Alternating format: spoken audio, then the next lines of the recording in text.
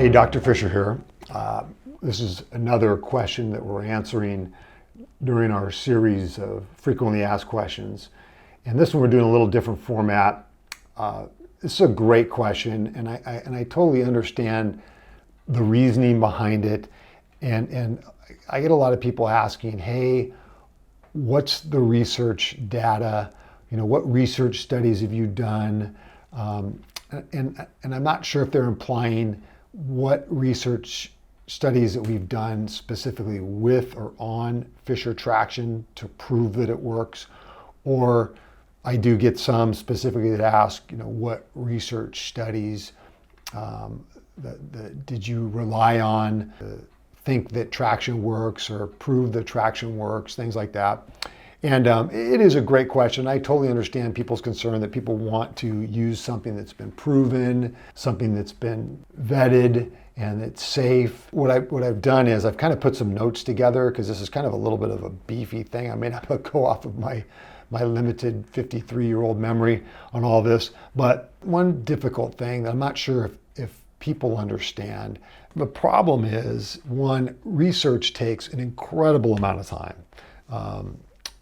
Research studies can last years, and I've actually reached out to my chiropractic school and have asked them about doing a research study, and it really didn't go anywhere. Research takes a lot of time and a lot of money. I guess you could probably imagine, most research studies happen in colleges and universities, and a lot of those are driven by professors that are trying to prove some theory or whatever they have, or some technique that they do. But colleges and universities have an incredible endowment of millions and millions of dollars that are pumped in these schools for the purpose of doing research studies. So for somebody like me on the private sector to ask a university or to go to some company to run a study on my product, it's really, really difficult. We are actually in the midst of getting data for our own research study. We're doing a retrospective patient chart review, testing the effectiveness of traction and how it affects patients with the neck and low back, how it affects their symptoms in one of our categories is pain, numbness, and tingling. So we've been going back through files and accumulating data, and we have a college student that's helping us go through that. It's actually our youngest son. And so hopefully, we don't know how long it'll take, but hopefully we'll be able to get that written up, and whether or not we decide to try and get it published or not, we'll see, but hopefully we'll have that data ready at some point in time. So to start, I didn't invent traction. Traction has been around since the Greeks, since the Romans. It's been around for thousands of years. I didn't invent traction. I don't take credit for the existence of traction. But what I did was I invented a new application of traction, a mobile, portable, safe way of doing traction at home, on vacation, at work, wherever you want. And it's extremely easy to use. I created a new mechanical application of traction force, which is our negative G-force technology, with our bungees and our platforms that can pull and create the pulling force to create traction. I've applied my training, my schooling, my own personal experience, with my surgeries on my neck. That's what originally forced me to create this type of traction, and actually kind of maybe experiment on it a little bit myself and practice with myself and my patients and my family. But my results have been over 29 years of practicing, and even before that in school, they taught us about how to use traction. Matter of fact, even long before I was a chiropractic student in school, I had traction applied to me before and after football, baseball, all the different sports that I was involved in. And I experienced it personally that it helped me.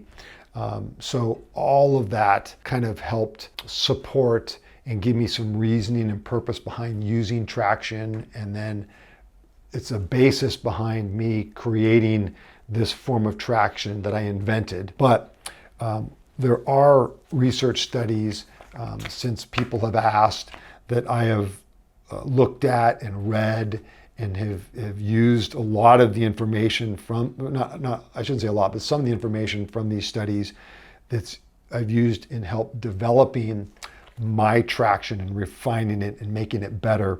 So what I was going to do is I was just going to list some of these research studies that are available. Anybody can look at them. This is public knowledge. I would suggest that if you are really concerned about how much research there is behind traction, that you should read these studies and look for studies that exist that maybe say that traction doesn't work. I've only read one study that was kind of questionable on the results, but beyond that, I have not seen any studies that exist that say that traction doesn't work, or decompression of the spine doesn't work.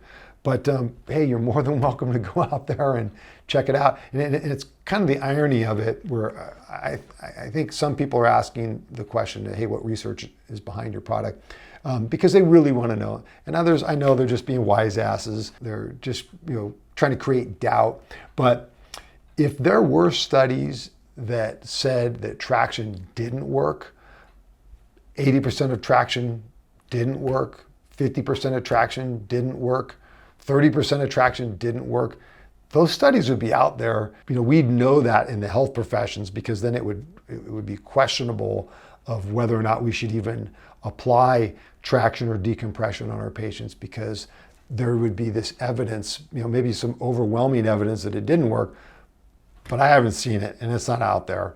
But these studies are accepted, they've been peer reviewed, they've been published, and there's a fair number of them. So there's a lot of evidence on the side that traction does work. And then you have to kind of ask yourself, how many studies are enough? How much proof do you need? When you use a wheel, or there's a new development in a wheel, does that mean you go back and do a new study on the wheel that the wheel works? No, you don't. That's just not common sense. I mean, if something works, and why would you stop and look at it again? You just keep going and going and going. But anyways, that gets another philosophical argument. So real quick, I'm just going to list these off, and you're more than welcome to check these out yourself. One, effects of different cervical traction weights on neck and mobility, the hydration of the nucleus pulposus and its relation to intervertebral disc derangement, restoration of disc height through non-surgical spinal decompression is associated with decreased discogenic low back pain, a retrospective cohort study, decompression of lumbar disc herniation. This is a non-surgical spinal decompression of lumbar disc herniation, a case report and proposed multi-module chiropractic treatment approach. Treatment of 94 outpatients with chronic discogenic low back pain with the DRX 9000, a retrospective chart review. Regression of lumbar disc herniation by physiotherapy. Does non-surgical spinal decompression therapy make a difference? Double-blind, randomized, controlled trial. Effects of segmental traction therapy on lumbar disc herniation in patients with acute low back pain measured by magnetic resonance imaging, a single-arm clinical trial. The future and morphological changes of the cervical intervertebral disc after applying lordotic curve controlled traction, a double-blind randomized controlled study. The efficacy of lumbar traction in the management of patients with low back pain, vertebral axle decompression therapy for pain associated with herniated or degenerative disc or facet syndrome, an outcome study, effects of vertebral axle decompression on intradiscal pressure, influences of spinal decompression therapy and general traction therapy on the pain, disability, and straight leg raising of patients with intervertebral disc herniation, effects of vertebral axle decompression, VAX-D on intradiscal pressure. So I think that's 12 or so studies, 12 or 13 studies. These are all available online. As a matter of fact, I pulled all of these off the internet. I just printed them out, and I actually have kept all of these in a file. And some of these are actually on our Facebook page.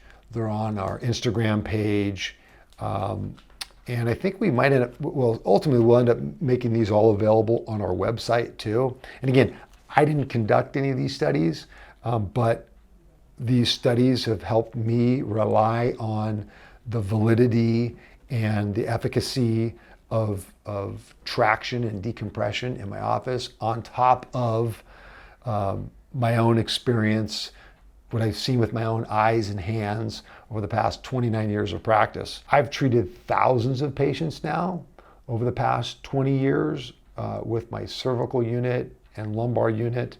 Also, we only started selling Fischer Traction in September of 2019, but it's taken me a long, long time to even feel comfortable enough and confident enough and safe enough that this is ready to release to the public outside of the confines and supervision of my own practice.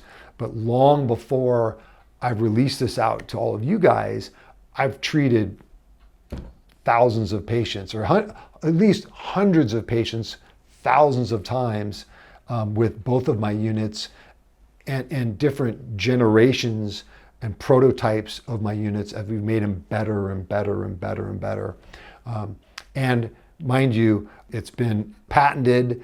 We have our FDA paperwork in, it had been approved, and I have product liability insurance. That's probably one, if an insurance company is willing to back your product, I think that says a lot in itself, because insurance companies, of course, they're the first to say no and the last to pay on everything.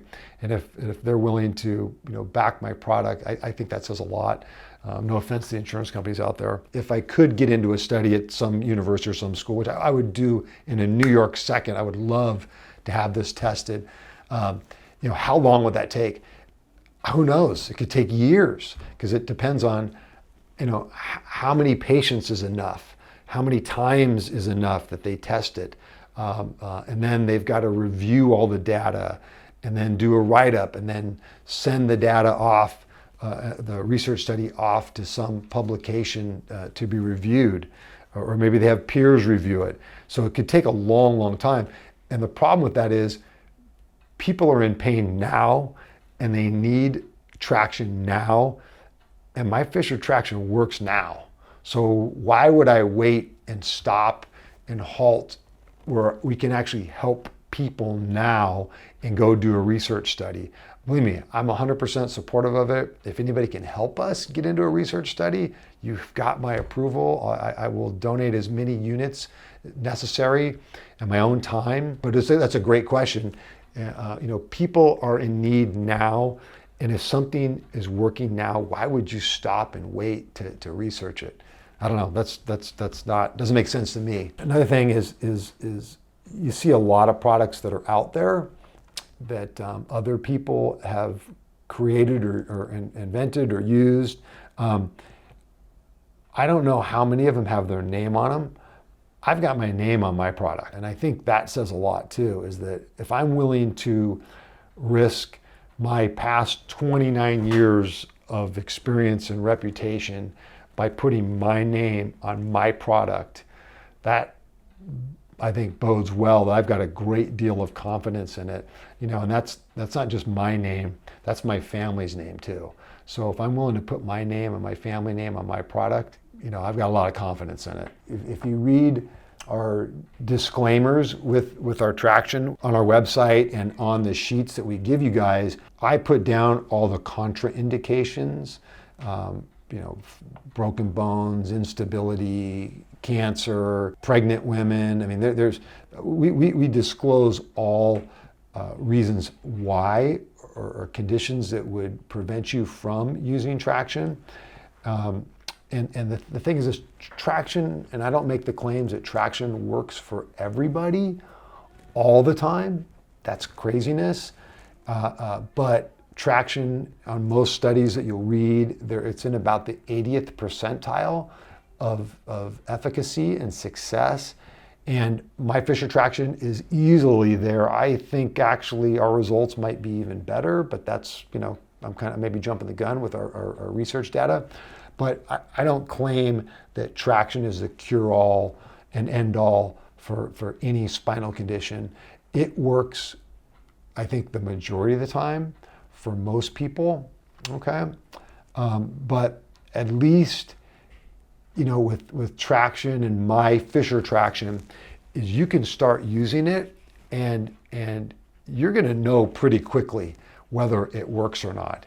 And it's at a pretty low risk. But for sure, after 30 days of use, you're gonna know if it's helping.